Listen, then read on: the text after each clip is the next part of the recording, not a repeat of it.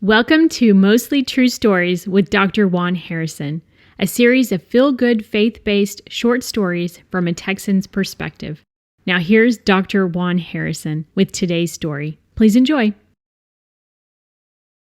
I'm not a snack guy in general, particularly sweets, but anything with salt or homemade bread will do. A little Amish lady in Paris, Texas, has some of the best bread and pastries on her roadside stand on North Main heading out of town. Any kind of salty nuts like roasted pecans won't last long at my house.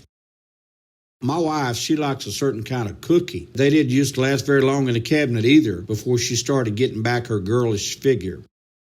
How come it's so hard for us Americans to lose any weight? Most of us don't pig out, we just nibble. I thought about having to do this food log where we keep track of what goes into our mouths. On the other hand, I'm not sure I want to know. I've given up sports and substituted water for Coca-Cola. How's a guy supposed to have any fun around here? Much. I watched Raymond on Everybody Loves Raymond try his hand at managing the family checkbook.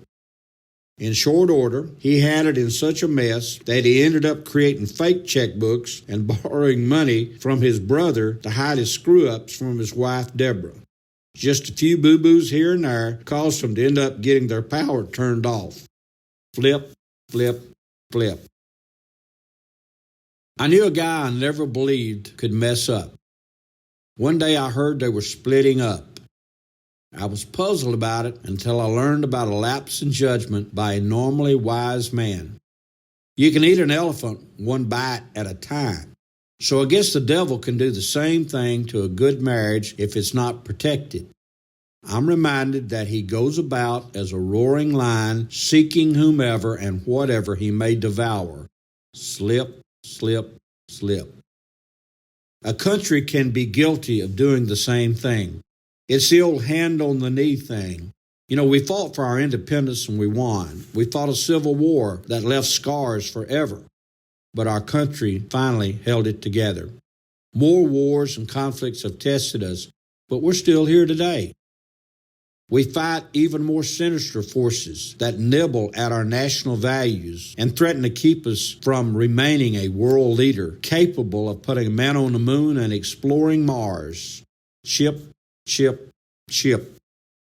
It becomes a slippery slope as corrosive agents chip away at our base, which eventually leak with all dams holding back great pressure unless they are constantly monitored and repaired.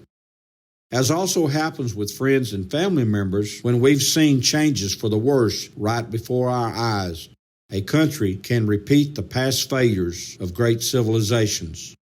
We learned in school how Rome and Greece both eroded from within before falling into ignominy.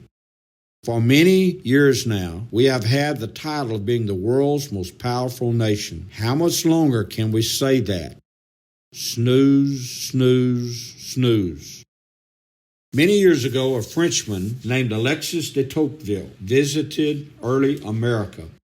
He said, "Not until I went into the churches of America and heard her pulpits aflame with righteousness did I understand the secret of her genius and power." America is great because she is good. If America ever ceases to be good, America will cease to be great. I wonder if he returned to America today and made another run through our churches. Would he hear the things that once made us great, or would he see a nation in decline, as he predicted would occur? Would those words echo off our half-empty church walls, reminiscent of the empty cathedrals that I found in Europe as I went from town to town and country to country? In the 1500s, Martin Luther hard-fought battles against the Catholic Church to bring life back to dying, empty churches, beginning the Protestant Reformation, seems almost to have been forgotten by the present-day Western civilization, including America. So soon we forget. Martin who? Too little, too late, I fear. This is Dr. Juan Harrison, and this has been a selection from my series, The Mostly True Stories of Dr. Juan Harrison. Find me on Facebook and my books on Amazon.com.